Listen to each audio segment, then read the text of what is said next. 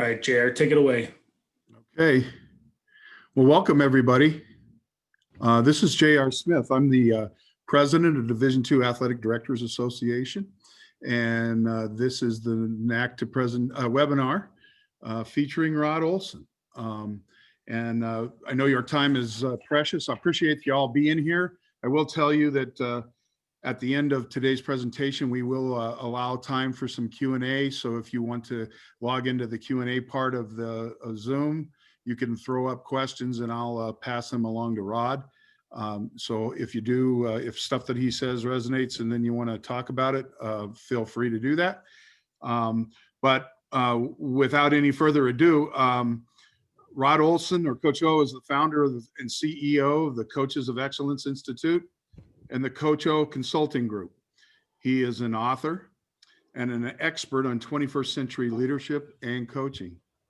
Following a 20-year college coaching career that included coaching stints at three-time national champion Appalachian State, to being a head coach at 3 small colleges, Rod has helped high-stakes leaders be their best in today's ever-changing world. Known as the coach's coach, Rod runs the executive leadership development for the Dallas Stars and Texas Rangers, and currently coaches and mentors the United States Navy SEALs Majors Command. Please join us in welcoming Coach O. Hey, thank you, JR. And before we get going here, first of all, it's an honor to be on here with all of you. I am a small college guy. I have, let's see, I played at junior college, so I went to junior college for 2 years. I was also a Division III head coach. I was an NAIA head coach. I played NAIA myself at the Harvard of the West at Peru State College. So been all over the place. I've been at every level. So, and all 3 of my children were Division I or Division II scholarship athletes. So this all the levels you all are at are just near and dear to my heart. And I know that most of you are former coaches, but also, you know, boy, I tell you what, you're doing more than one job at least at these universities and these colleges. So I appreciate you, and we're going to jump into this. And one of the things I'd like you to do before we get going is I'm going to share my screen a little bit here, and I am going to have some slides that we're going to go through. I encourage you to take screenshots of those, whatever you need. I'm going to give you my contact information at the end also, if I can help you any way further. But JR and I go way back.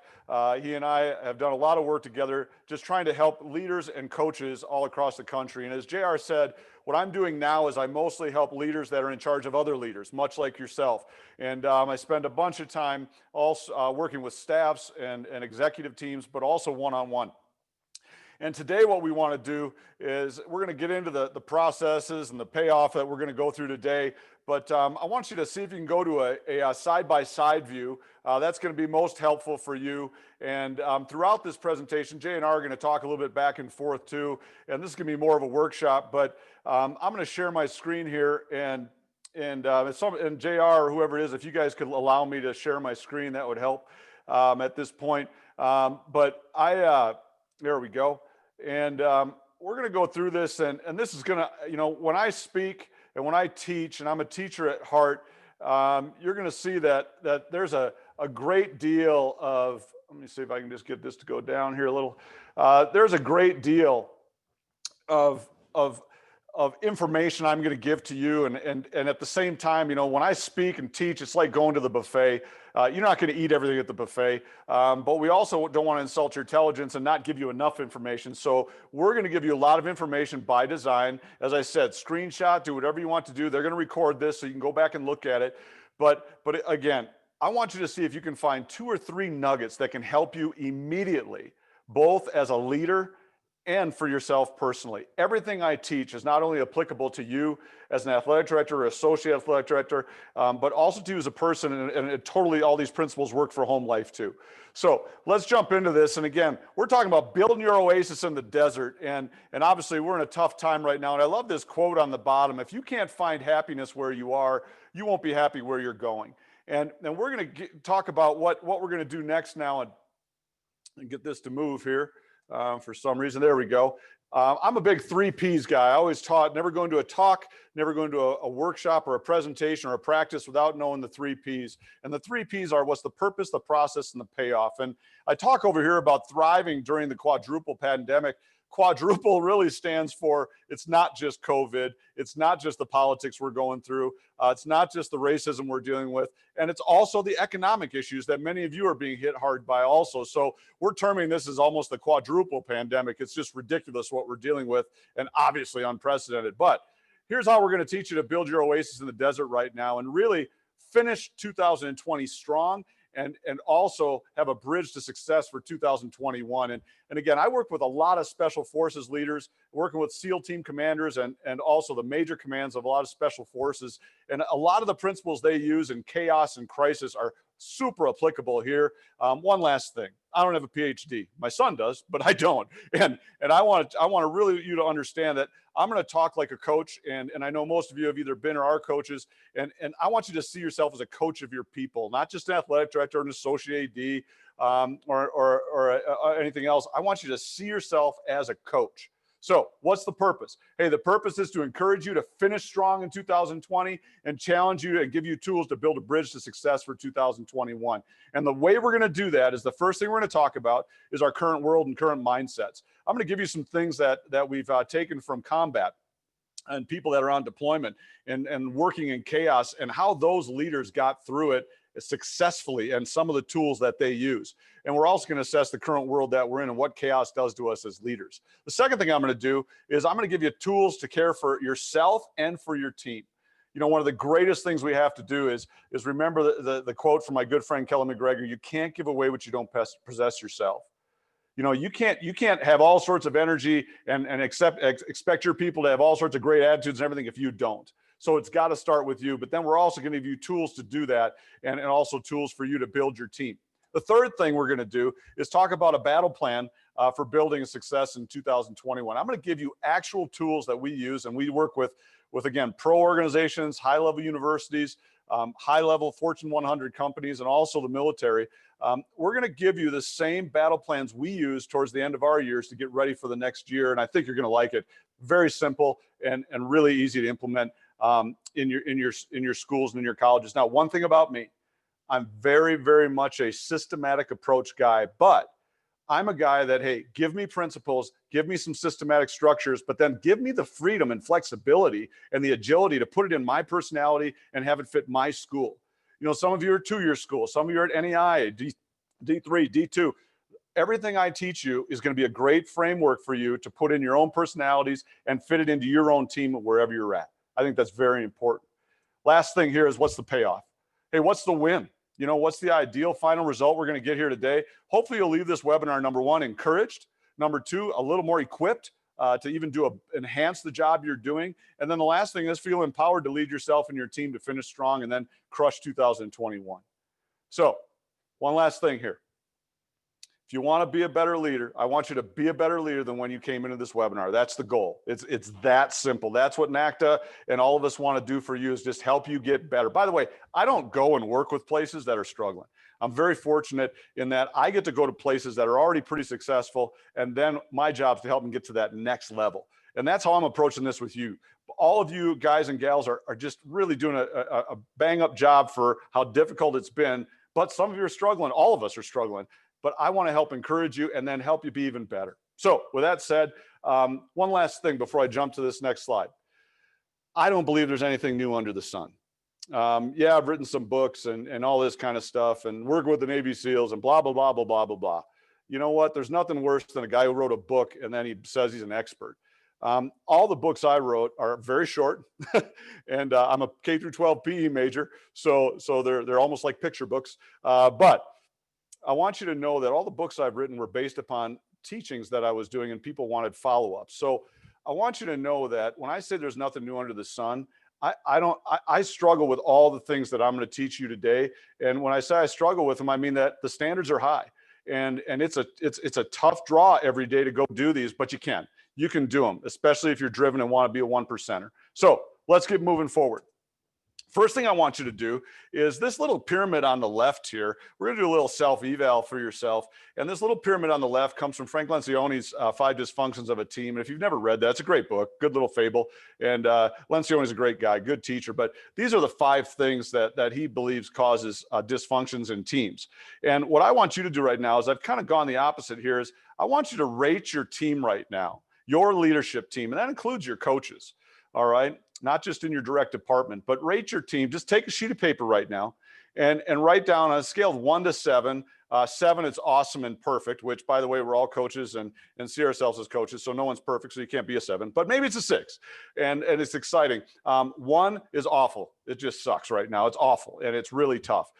So rate your team on these. I'm going to give you about 7 or 8 things here. Number 1, morale. Where does your team fit right now? Remember, morale is the bedrock to success.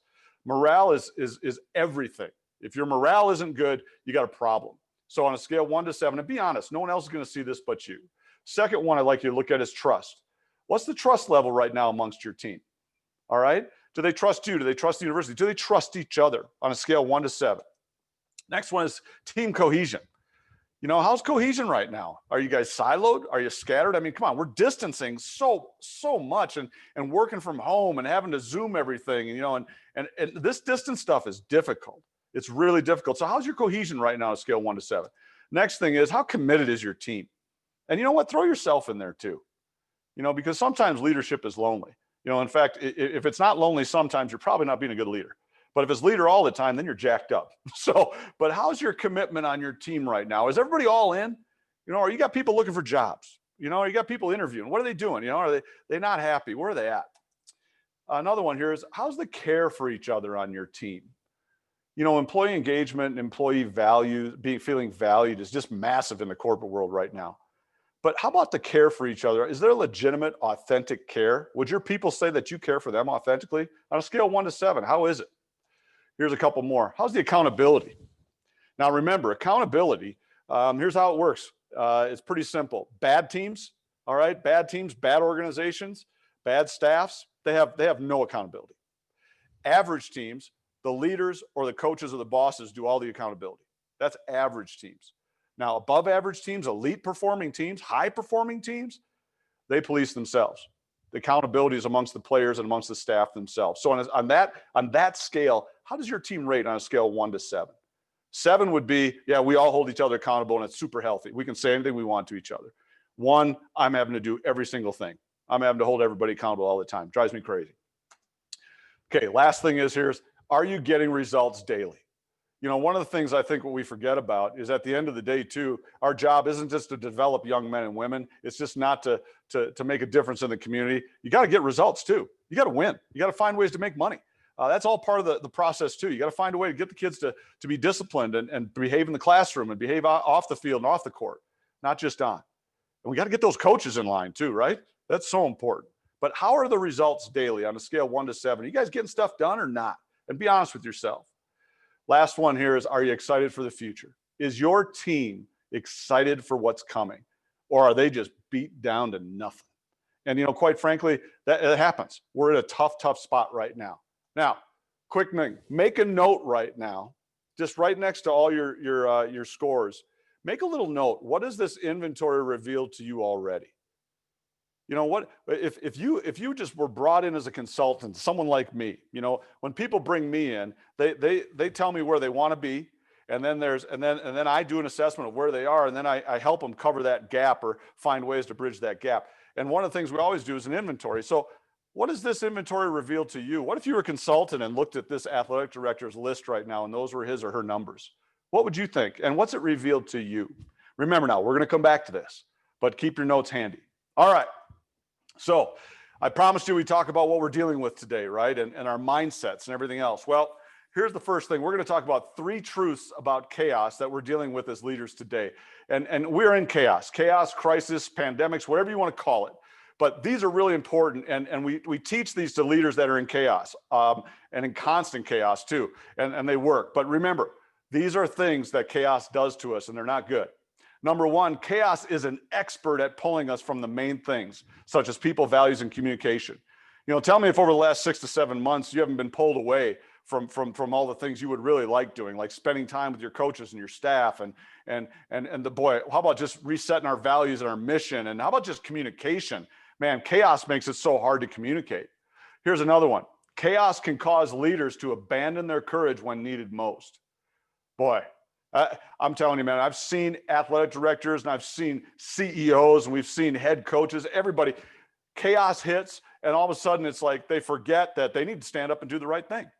And sometimes they need to stand up and do the tough thing. And you see people just abandoning it because they're so afraid, you know, their mindset is scarcity and just survival.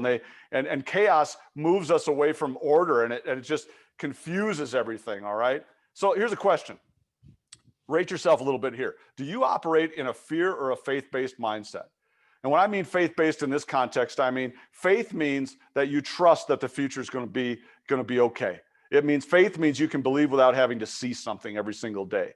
Do you believe in your staff? Do you have faith in your university, in your presidents? You know, if you don't, that's something we got to work on. But chaos has the ability to pull us into a fear mindset and get us away from being a really faithful employee and staff member. Last thing here is chaos raises our emotional temperatures and speeds up our decision-making processes. So as you realize, as you look at this, remember, we're doing a little raising our self-awareness here now. You guys are high-level leaders in charge of a lot of stuff, and gals. Chaos raises our emotional temperatures. You know what that means? A leader's job is to lower people's emotional temperatures. And I'm not talking about their human temperature or their fever. I'm talking about they're scared. They start questioning, am I going to have a job? Do I have enough stuff? How am I going to operate on this kind of a budget? How am I going to do more with less people in my department? Am I going to get furloughed? Am I going to get laid off? And people's emotional temperatures just rise. You know the other thing that happens? Our decision-making tends to speed up in chaos. Poor leaders make permanent decisions in temporary situations. I'm going to say that again. Poor leaders make permanent decisions in temporary situations. Now, in a second here, we're going to talk about how we need to view the chaos and this whole quadruple pandemic. But remember this is not permanent. We have decades of proof that things like this don't last. This too will pass. But remember, poor leaders, they make final decisions, big permanent decisions in chaos. By the way, if you want to talk about suicide, that's exactly what some people are doing. And our suicide rates are going through the roof right now, unfortunately. But you know what happens? Things get so chaotic, they start to lose hope, they get so depressed, and they make a permanent decision like ending their life. And it's a temporary situation. Got to make sure that our decision-making process is actually slowed down. Great leaders can slow the decision-making process down. It's just like when we talk about great players, you know, every level you jump to, the speed of the game enhances and gets better. Well, you know what they always say? Oh, well, he's gotten used to the speed of the game, or she's caught up. Oh, the game's really slowed down for her now. So that's what we're talking about. So here's a quick question. What's your decision-making system? If I asked you as a consultant, I just came to your office and said, hey, Susie, tell me, what's your decision-making processes here? How do you do it? What's your system? What's your systematic approach? Great leaders have a systematic approach. Poor leaders are just rolling the ball out like it's PE class. All right. And they're at the whim of whatever comes their way and the way the wind blows and forces them. All right. Now, with that said, remember, high clarity equals high performance and high execution. Low clarity equals low performance. So if you don't have high clarity in your decision-making processes and your team doesn't, your performance is going to go down. And if you have, again, low clarity equals low performance. We teach this to coaches all the time. That's why they need to be better communicators. That's why everybody we talk to, we always say, hey, remember, when it comes to communication, it's message received rather than just message heard. And how can you make sure that the message was received, especially in this distance stuff and virtual stuff? It's crazy. So how do we get through this? How do we do this? Well, you've got to have you and I must have a seasonal mindset. Now, I'm going to give you 3 strategies in a second here, but this is the backdrop and the foundation for everything we're doing. Remember what chaos does to you. Remember what these pandemics are trying to do. And then what mindset do you need to have as the leader of everyone? And it's a seasonal mindset. And what we mean by that is just what it is. Seasons are not permanent. You know, spring, summer, fall, winter. Hey, one of the things, you know, I live in Colorado and we just had a big snowfall a couple of days ago. And you know, when the sun comes out and it melts it. You know, I grew up in Minnesota and it never melted. But the nice thing here in Colorado is it does. But I know this. Winter, all right, winter is going to end at some point. And if you can view these pandemics and all this chaos and crises, if you view them as seasons and have a mindset that these seasons are never permanent, they cannot last. It's just not possible. The second thing is seasons guarantee change and hope. You know, if you see this as a seasonal thing, you know that, hey, it's already made you change. It's already made me change and adjust. All right. And the other thing it does is it produces hope. Now, right now, a lot of people are still struggling, you know, and people are like, man, is this ever going to end? You know, and oh, well, we finally got a vaccine that might be coming out. How soon will we get it? No, how's that going to affect everything else? But the reality is there should be hope. You should be a hope producer for your people, which means you have to have hope. The third thing is really important. Seasons are always temporary, and this is a super important thing. And I hope you remember this. Whatever you call something is what it becomes. If you call this a crisis and a pandemic, your whole department's going to call it a crisis and a pandemic. And if you call it unprecedented, and I don't know if we're ever going to get through this, and this may go on forever. And if you drop little words like that, words have power. And you know what? Leaders have to have the most caution with their words of anybody. And so whatever you call it, that's what it becomes. If you call this seasonal and it's a hope-producing event, people will start to talk about it like that. And remember, you're the leader. So you have to assassinate a bad attitude. You don't tolerate bad attitudes or poor effort. You know, you have to be an assassin when it comes to that. And you do it in a nice way, in a very professional way. But I got no time for people that are running around and say, it's a pandemic, we're never, our world's in trouble. I got no time for those people, and I hope you don't either. All right? This is way too important to start just living in fear. So moving forward, let's talk about our strategies here. All right. Oh, I forgot to tell you this. This was the most important thing. The key to life is organizing yourself to outlast the seasons. That's what this whole webinar is today. But this is the key to this whole thing when you're in chaos. The key to life is organizing yourself to outlast the seasons. Even, you know, I spoke up in Alaska one time, and I spoke up in Barrow, Alaska, which is the very tip. It's the most northern city in the world. I asked the lady, how do I describe to people where it is? And she said, well, you know that globe you used to have in the library, that big globe? I go, yeah. She said, well, it's the screw that goes on top of the globe. And they told me, hey, we just got to get through winter, and then we prepare for what it's going to be like after winter. We've got to organize ourselves, though, to prepare for winter and prepare for what is coming after winter. The whole key is outlasting the season. Can you outlast the season? Well, here's some ways you can do it. So, number one strategy, make mindset and culture a top priority for you and your team. So remember, I'm going to give you 3 of these. This is number one, make mindset and culture a top priority for you and your team. Now, how do we do that?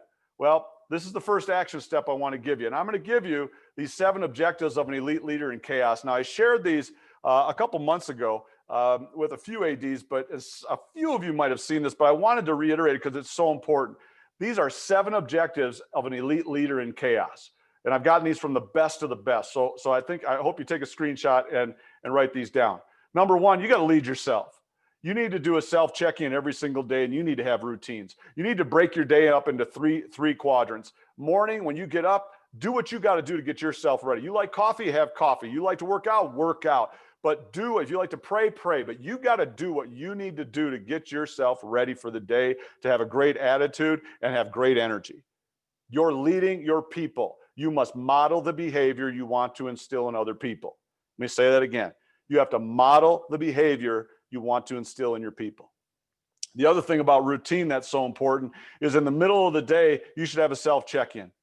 Go and have a short talk or a short walk, get outside and ask yourself 3 questions. And the special forces guys do this when they're overseas. And the commanders actually say this out loud. And they say, when you say it out loud, it seems to stick more.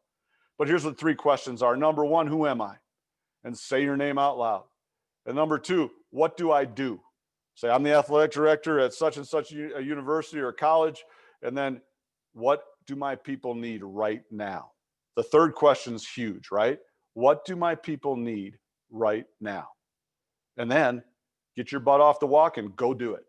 All right? It's very, very important. Always think about your people first. By the way, a great thing to do at the end of the night is do a little AAR, or after action review, or a debrief. You can just go to bed, and all I ask you to do is look at, I call it the 3-2-1 debrief. Find 3 things you did well that day that you really wanted to get done, or you just did well. Maybe you had a good attitude. Maybe you really were optimistic.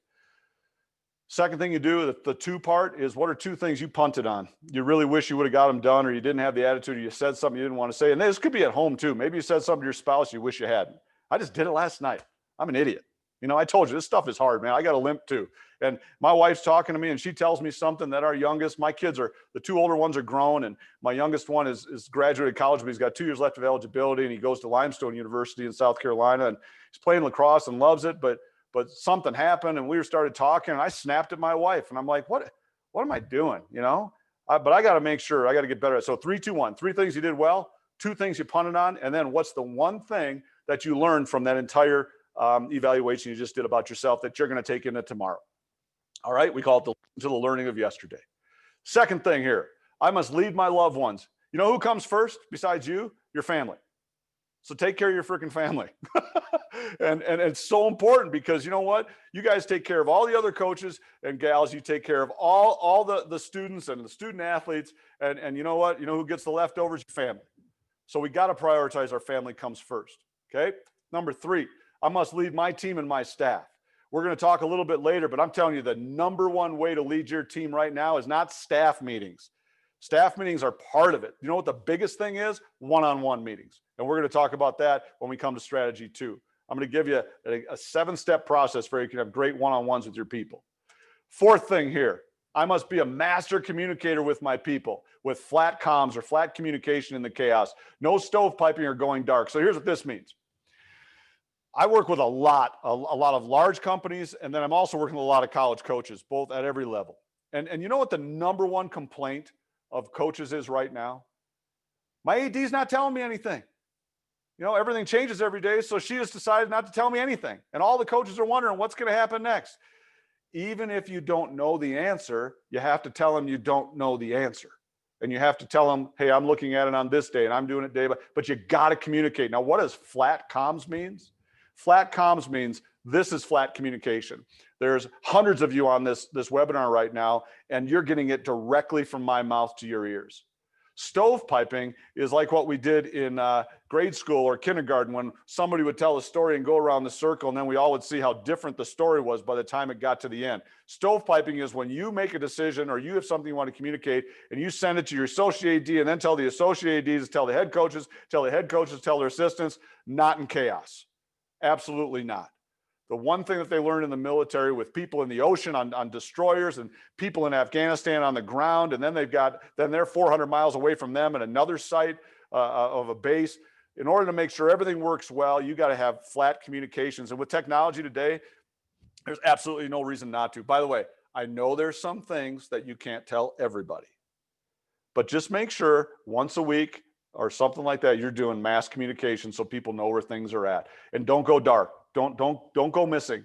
Okay. Be available. All right. Number 5 here, I must focus on serving and retaining my leaders and/or staff, their trust through the crisis. It's not just about retaining your leaders. It's about retaining their trust through this crisis. Now, this is very, very important. We need to be optimistic realists. That's the name of the game. Okay. I've got to communicate with facts, and I got to be consistent in how I communicate, but also in what I'm saying. You know, things change. All right. But don't do pie in the sky stuff that's not real. But at the same time, don't do doom and gloom either. In a minute, I'm going to talk about 3 decisions we all make every minute, and the story we tell ourselves. We have a tendency to make the story worse than it is, or better than it is. So we just need to stay and remember, what retains trust the most? Consistency. Consistency breeds trust, and trust breeds a trusting relationship. And that leads to loyalty. So we got to work hard on retaining our people's trust. That means when you make a mistake, you admit it, fix it, and don't repeat it too. Number 6, I must inspire and equip others to take a stand and lead from a position of strength. What story are we telling ourselves? I just mentioned that. If you look to the right there, you can see that picture of that lighthouse. I love it, with the waves crashing around it. Our job is to help our leaders, our head coaches, our associate ADs lead from a position of strength, not weakness, not a victim. It's not that's not how you do it. Remember, we got to lead with courage. All right. We got to run towards the fight. You've got to be hey, it's why you're getting paid those millions of dollars to be the AD, like all the Division I people. Lead from strength. Here's number 7, last one. I must emerge from this crisis as a beacon of hope and leadership strength by being relevant to people's pain and their hopes and dreams. Now, later on here in a little bit, I'm going to talk about being relevant and relatable, R squared. One of the things we teach leaders in chaos, don't talk about stuff that's not relevant. It's the quickest way to get off on tangents and not have great communication. The other thing is, don't ever talk to someone without thinking and saying to yourself, what's it like to be in their shoes? Empathy is the #1 ingredient people need right now. Empathy. You know, they need you. It's not sympathy, it's empathy. You need to put yourself in their shoes. And some of you have been head coaches before and say, hey, what was it like to be a head coach in crisis when things where you didn't know what was going to happen with the university? You know, I've worked at a couple of universities where, hey, are we going to keep the doors open or not? You know, those are tough days, dark days. But you know what? Some of the leaders I had were really good, and they were just factual, and they really helped us know what the plan is, and they were relevant to my pain though. And they would talk about, hey, here's how we're going to do salaries. Here's how we're going to, and they'd be factual and they wouldn't blow smoke, but at the same time, they would really, I would feel like they knew me and they got me, right? It's almost like we teach head coaches. Never forget what it was like to be a student assistant or a graduate assistant. Never forget, you know, those are tough times and they're exciting times, but never forget what it was like when you put that shirt on with the logo for the first time. That's a major deal, man. And you can't lose that. All right. So I told you I was also going to help you with your mindset. Now, here's a great tool, and I encourage you to screenshot those 7 objectives. 3 decisions we make every minute that make or break us. Here's what these 3 decisions are, and I'm not going to put them on the screen. So you need to listen, you need to write. Okay, #1, and by the way, we make these decisions constantly. Every human being does it. The first decision we make is we decide what we will put our focus on. We decide where we will put our focus. Okay, what that means is if I want to watch the news all day and get blown up and hear all the negative, shocking stuff, I can do that. And that's going to affect my mindset. If I want to talk with people and all I do is complain and how this is never getting any better and I'm putting my decision on what I want to focus on. When I'm at home, if my spouse is speaking to me, it's the end of the day and I'm tired and I flip on the TV and she's talking, I give my focus to the TV. That's my choice. I decided to do that. Here's the coaching point on deciding what your focus is. Focus on things that are controllable, not uncontrollable. You know, for years we've been teaching control your controllables. The reality is what destroys teams and destroys leaders are the ones that focus on the uncontrollables. If you focus on your uncontrollables, they will control you. Absolutely. So remember, don't let your environment dictate your focus. Don't let uncontrollable things dictate your focus. Hey, one more thing. We talk a lot about delegating, and one of the things we teach executives is it a crystal ball or a bouncing ball? And what that means is it's a metaphor for, hey, if I delegate this and they drop it and they don't do a good job, will it bounce or will it shatter? And if it shatters, maybe you shouldn't delegate it to them, all right? But if it's a bouncing ball, that's good. That's how people learn. You got to delegate. You got to empower them. So once again, get your focus on what you can control, all right? The crystal balls, all right? And the bouncing balls, but know the difference, be able to discern. Second decision we make every single minute is once we decide what we focus on, we now decide what meaning we're going to give things that happen to us. I'll say that again. Our second decision that we make is what meaning we give to things that happen to us. In other words, what story do we tell ourselves about what's happening to us? Now, here's what's interesting. When I got on the, you guys don't know this, but before we got on the webinar here, everything was good. We tested it. Everything was really nice. And then all of a sudden my light went weird on my tablet. And the first thing I'm going to do is I start trying to fix it and it won't correct. So next thing you know, I start telling myself a story about what's happening. Oh, here you go again, Rod, technology. You hate technology. And here's what happens. This is why I hate using this stuff. Blah, blah, blah, blah. Fortunately, I didn't go there. All right. But that would be myself telling myself a story about what's happening. A lot of teams that aren't very good, one of the things I learned as a head coach, the only head coaching positions I ever gotten were the ones no one else wanted. They were losers, perennial. And I was a turnaround guy. And it was interesting how there were so many people that, oh, this place is cursed. You'll never win here. We don't ever have any money. The admissions department doesn't like us, yada, yada, yada, yada, yada. Okay. And remember, we tend to tell stories. We tend to make things worse than they really are. So you decide what story you're going to tell yourself and make sure you don't tell the story worse than it really is. Be factual. Third decision we make, and it's based upon the first two. The last decision we make is what action we're going to take. We decide what we're going to do. We're either going to move forward. We're either going to try and hit these 7 objectives of being an elite leader, or if I'm telling myself a story that this is worthless and I'll never get through it, then I'll just quit and I won't go any better. But those first two really almost decide the last decision for you. So first decision, what we focus on. Second decision, and don't let other people do that. Second decision is what story we tell ourselves about things. And then the third thing is what do you decide to do? You decide what to do. All right. Hopefully that helps you. Okay. Now, one last thing here that I want to give you, and then I want to, you know what? In fact, before I do this, JR, if you could right now, just for a few seconds here, if you could give what's some takeaways you've already gotten so far that you've picked up for yourself that you think is important. Thanks, Rod. I was thinking about the high clarity, high performance thing. And, obviously because of my knowledge with you and other things that we've done, I think we have a pretty good organization here, but it was put under an awful lot of stress. And one of the strategies that I took was to, try to do more one-on-ones, do all that stuff. But when it came to high clarity, it was hard to do because everything changed every 5 minutes, right? So sometimes the high clarity is just telling people, I don't know yet, but we'll get to this next piece or whatever. And that's, I took a little of that back as far as mainly just making sure that you let people know what's going on. Yeah.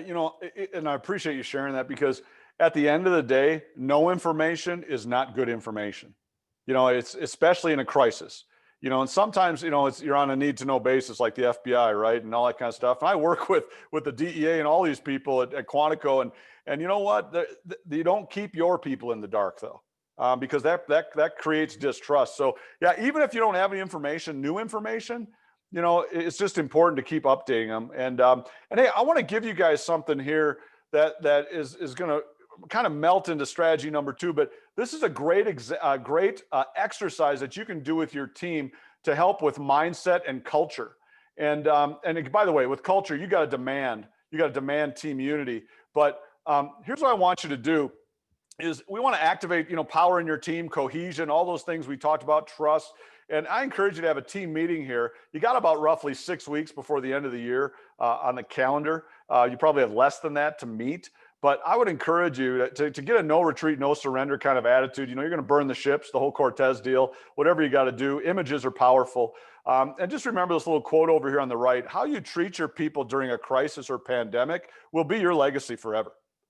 If you treat me poorly, I'm going to remember that, and I'm going to spread the word about that. But even if it was a tough decision, if you treated me well, I'm working with these pro teams, and I'm telling you, there's no money in pro ball right now, people. I'm with the Dallas Stars, the Texas Rangers. They've laid off and furloughed 75 to 80% of their people because there's no fans. That's 70% of their revenue. And so they're having to make really tough decisions, much like a lot of you have.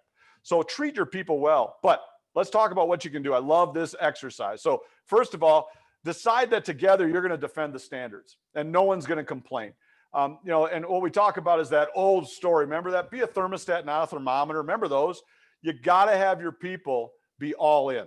They got to be all in right now. It's unacceptable not to be all in. And remember, thermostats set the temperature for the room. And what's your job as a leader? Lower everyone's emotional temperatures.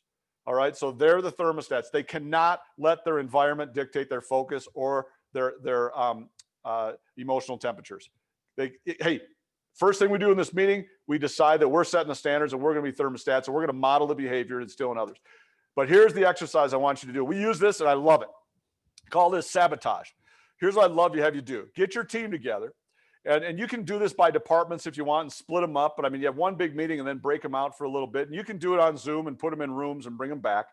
But the first thing you have them do is say, okay, if you wanted to sabotage our culture and everyone's mindset in this last month of the year, what are some of the subtle things you would do to destroy our culture from the inside?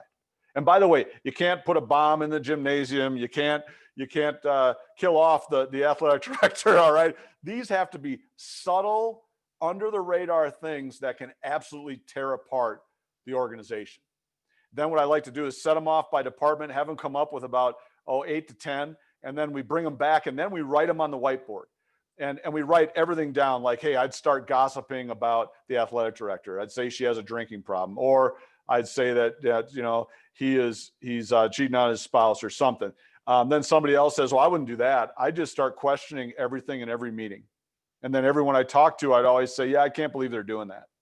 And I just slowly plant seeds of doubt.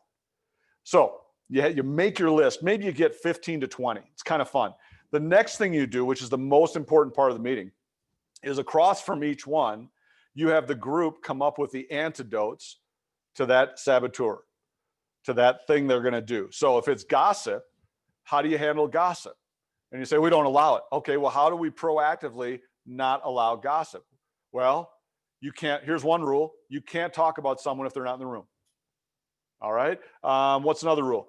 Oh, I know. You must think before you speak. And if what you're about to say isn't true and factual, you can't say it. Two good ones right there, right? But that's the power in the exercise. Now, what's really cool about this is once you do this, they don't even know this, but once you do this, everyone in the room no longer has an excuse that they didn't know or they didn't know they shouldn't allow that. You know, my son's a mental conditioning coach for the Colorado Rockies, and he teaches a lot, and he'll teach with me sometimes. And he talks about once he teaches all the mental skills to players, he'll tell them at the end of the talk, he'll say, now listen, you no longer have the excuse that you can claim ignorance. You can't say I didn't know, because now you know, which means you're going to have to willfully decide to disobey these. You're going to willfully decide to try and sabotage our culture. And we've raised the standards now of accountability. I love it. It's a great game, great exercise. So, second strategy, focus on building strong relationships, trust and unity, and lead through the churn. Real quickly, one-on-one meetings, this is what we're talking about, okay? Here's the 7-step process. I'm going to put them all up here. All right. And by the way, I've got a book that I actually even wrote on this called The Greatest Motivational Tool. It's an audio book, whatever, you can download it. But the book does a nice job and a fable of showing how to do this. But here's how I do my one-on-ones. And these take 20 to 30 minutes, and they are not an eval. They are not an end of year meeting. These are monthly. So 20 to 30 minutes. First thing I do is you come in the room, and I have what I call not so small talk. I'm going to ask you, how's your life? How are you doing? We call it not so small talk because the small talk might be the most important part of this meeting. Hey, how you doing? How's your life on a scale of 1 to 10? And then go, okay, well, remember the purpose of this meeting is just to kind of reaffirm why you're here, talk about what we think we need, what's the one thing you need to work on, and then how we're going to help you get things done. Then the next thing I'm going to do is I'm going to say, hey, since you said that, you know, hey, you're struggling right now with your weight or something, I'm going to give you a quick help questions. Like, so I would say, hey, how could I do on a scale, you know, move that from, you said it was a 4. How could I help you get it to a 5? Is there anything I could do for you? And then you go, well, you know, I just never have any time to work out. And maybe this is an associate AD of yours. And you go, hey, well, how about if we find a way to cover your post for about an hour, 3 days a week so you can go work out? Oh, that'd be great. Thanks for helping. Good. Now, boom, number 3, I'm into the meeting. Now I'm going to reaffirm to them, tell them why I hired them and why they're here and why they're significant. I'm going to give specific examples. Hey, you know, I just want to remind you, first of all, before we get into this meeting, I love the fact that you're one of the best communicators on the staff. In fact, last week, I saw you handle something that was just, and then go into detail on what you saw them do and how great it was. Remember, you want to keep the talent you have and create a culture of just greatness so that people will be attracted to it also. Then after I do that, then I'm going to go, hey, here's the one area of improvement that I would want and want you and your team to focus on the rest of the year or for 2021. And then after we go through that and I clarify, because remember, high clarity, high performance, then I'm going to ask them, hey, what's your one big takeaway from this conversation? And I'm doing this to get number 6. I want to promote ownership and I want to make sure the message was received, not just heard. We tell coaches to do this all the time. Ask the player what you just told them. Don't just walk away and say, you got it? Yeah, good. No, make them verbally say it back to you. And if they don't say the right thing, gently pull them in the right direction and give them some more breadcrumbs to help them figure it out. But don't let them leave that meeting misinformed. And don't let anyone ever leave your meeting saying, well, they just didn't make it clear to me. Second thing here is promote ownership, or number 6. I love saying this. After we do all this, I'll go, okay, great. What's the one thing you want me to hold you accountable to the next time I see you? That's creating ownership. And remember, if they take ownership, now you got motivation. Last thing I do is a send off. You know, and in this COVID world, it's tough, but I'll stand up, I'll hug them if I can, or I'll fist bump or elbow bump, help them. And then I'll say, hey, you know, I care about you. I appreciate you're here. This is tough times. You're doing a great job. I can't wait to see what happens next month. Boom, end of meeting. 20 or 30 minutes. Okay. JR, anything on one-on-ones? I know you've been doing some. Couple of quick thoughts. Yeah, I mean, I think you get the interesting thing that I've found with our group is that we do end up talking about some more personal things than we actually do about the stuff that they're the coaches and the things they're working with. And I think it's important to set and spend that time doing that. Especially when that dialogue leads to, oh man, I don't feel very good, and I think I'm going to end up being in quarantine, and then how am I going to do the rest of my job when I got to do that, when I got the kids sitting here, and it's an interesting deal, and I do think it's really important to have that relationship and be very clear with them about things. Yeah, fantastic. And here again, what you're doing, people, is you're creating opportunities to grow and solidify trust with your people. That's what you're doing at the end of the day. All right, let me give you this third strategy, and then we're going to finish up and open up for questions. Here's number 3.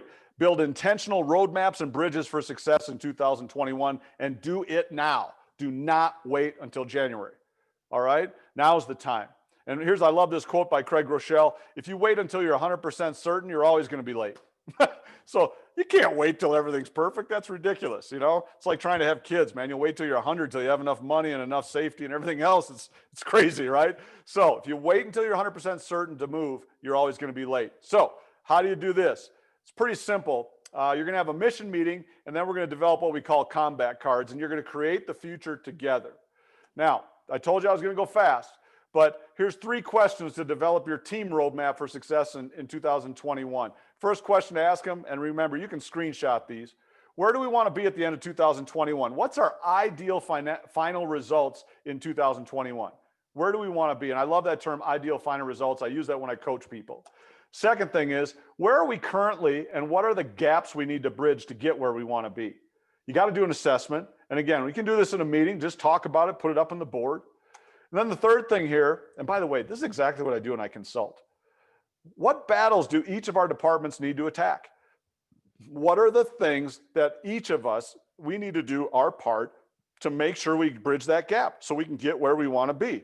And write those down. And by the way, when everybody is part of that process, and it's not just your athletic directorship team, but it's the entire department of the leaders, I should say, everybody gets more buy-in, and it's way better. All right, now, the other thing we love to do after having a discussion on these 3 questions is we build combat cards for each leader of the department and then commit to them. And I love this because here's what a combat card is. It's a note card, by the way, but here's what's on the note. Here's what's on the note card or the combat card. What's the vision for your department in 2021? Not just the athletic department, but what's the vision for the marketing department? What's the vision for the basketball department, for the development department in regard to raising money for athletics and ticketing or whatever it is? And I know we're smaller schools, but at the same time, all the things you deal with, and maybe have admissions in there too with you, because that's important. The other thing I'd love to have on there is that simple phrase, and I think Tim Elmore came up with this, but what currently needs a funeral, overhaul, and a tune-up? And what we mean by that is, hey, what's something that we're doing that we need to quit doing right away? It needs a death, a quick death, by the way, a funeral. Hey, what's something that we're doing that is, we got to keep doing it, we need to keep doing it, but it needs an overhaul. The engine's working, we don't need to pull it out and put in a new engine, but we need to do an overhaul on that engine. And then the last thing is, what needs a tune-up? What's something that really is really good we're doing, and we're really doing it pretty good, but it just needs a little tweaking, just a little bit of a tune-up. And get people talking, because dialogue is king, right? Last thing here is, what are you attacking daily that you want us to hold you accountable to? Now, this is in regard to the vision and what's that one battle they need to be fighting. And you know what? Don't give them 3 things. We tell coaches, players don't remember 3 things. They remember 1 thing. And you know what? If you're a great leader, a great CEO, and I'm going to throw this out to you too. If you want your coaches to be a better AD. I'll tell you right now, be a better leader. Oh, my coaches aren't very good. They're not good at leadership. Be a better AD. Show them how to be a better leader. All right. Take time to train them. Do leadership development. Take them through this deal. All right. But again, I encourage you at the same time, challenge yourself. What needs a funeral, overhaul, and tune up in your department, in your life? All right. Now, we talked about high leaders, high clarity equals high execution. Here's what I love to do with these combat cards is at the end of every staff meeting, we then share how we're doing on our combat cards. And then we adjust those battles based upon how we're making progress over 2021. I love compasses rather than just roadmaps. You know, I'd rather have people give them a direction and let them figure it out, because they seem to really take ownership then, as opposed to give them step by step. Just micromanaging, just not a good thing these days. But let's finish up here. I'm going to drop to this next one due to time. Let's go back to your team. All right. And what are you thinking right now about how you can improve morale, trust, cohesion, commitment, care for each other? You know, what tools did you get in this quick 45, 50-minute teaching? And it's a lot of information, I know that. But, you know, you guys are fast-paced. You're coaches and gals. You know what you're doing. What are you going to do? What plans are you going to make? You know, and just remember this. When you or your staff complain, you make yourself into a victim. Either leave the situation, change the situation, or accept it. Everything else is madness. I love that quote, right? Don't make yourself into victims. This has been fun. I'm going to open it up for questions. And JR, I'll let you facilitate. Let me stop from sharing my screen and we'll move forward. Great. Thanks, Rod. Appreciate that. We have one question. Well, we have a couple of questions here, so we'll kind of move through them so we can get to everybody. First question is, how do you balance between showing empathy and protecting your culture by holding people accountable, i.e. correcting behaviors? Yeah, great question. And, you know, there's something we teach coaches. And by the way, coaching and leadership is just parenting at the end of the day. You know, we're trying to grow our kids up and be great when they're 35, 40 and get them out of the house. but we always tell parents, and this is huge in this 21st century, is, hey, prepare your players, prepare your kids, don't just protect them. So one of the things that we see a lot in today's society is, well, I'm going to protect my people and not give them all the information, or I'm not going to say too much, or I don't want to hold them too accountable. At the end of the day, for me, if all I'm doing is protecting my people and I'm doing all the work and I'm taking all the blows, that's not good, because I'm not preparing them for what they really need to be able to do. By the way, are you trying to work yourself out of a job at the end of the day? That's always the goal that you should have as a leader is, you know, I'm trying to get these people. Yep. Here's a great saying too. Instead of telling your people what to do, teach them how to think. Mm-hmm. Every conversation you have with someone, don't just tell them what to do. Try and breadcrumb them and try and get them to, you know, you have to ask introspective questions that help breed accountability. Hey, if you were me, what would you tell you? You know, and just try and the balance there is prepare them. Don't just protect them. You know, you want to protect your culture and keep everybody happy, but at the same time, you know, you have to be real about it too. That's a great question. That's a rub. Absolutely. Thanks, Rod. The next question is, how do you handle a president or VP who do not have the same backgrounds in athletics? Oftentimes I run into roadblocks, especially now that lines of communication are by email and phone. Oh yeah. Screw those presidents. No, I'm just kidding. Just totally kidding. Can't say that. Hey, I've dealt with it myself. You know, when I was an associate AD, at the Division III level too. And sometimes you do get people that just aren't on the same page as you.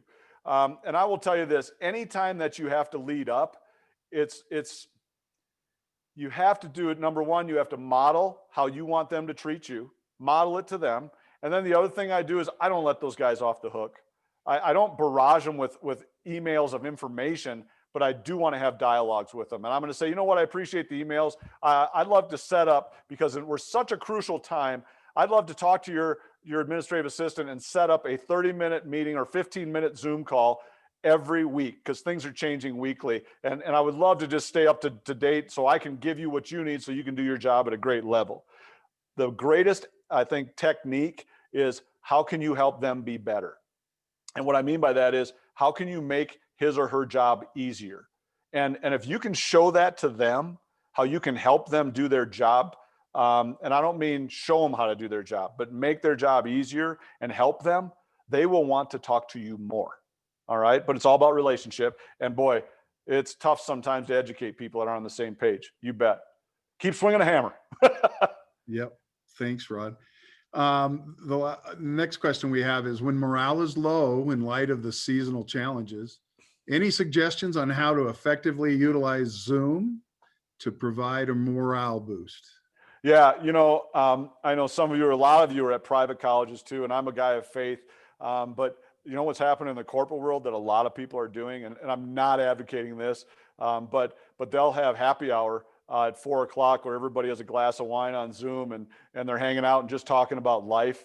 So you can kind of create that happy hour, with or without the alcohol, probably without the alcohol, but create opportunities to celebrate wins. If you know it's someone's birthday, have a birthday party on Zoom. If you know that someone, just any kind of event, look for small wins to celebrate all the time. The other thing that I think is a great idea is team building activities on Zoom. That sabotage exercise is a great one.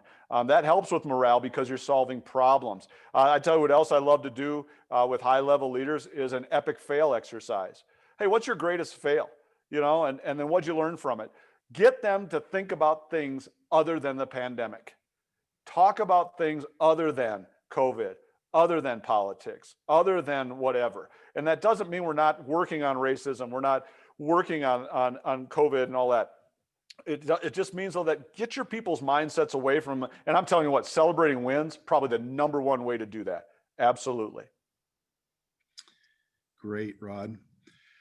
Well, those are all the questions that we have now, and I think we are getting awful close to the top of the hour. So I don't know if you had any closing things you wanted to hit on, Rod. Yeah, I think one thing I want to do, and I'm going to share my screen again here, just from a standpoint of I want to give you my contact information. Let me roll down here. I apologize, but I want to make this available to you. Here we go. There's my email. There's my cell phone. If I can help anybody, let me know. But the best way, if you get on Twitter, there's a couple of things you can do that you'll get from me just for free.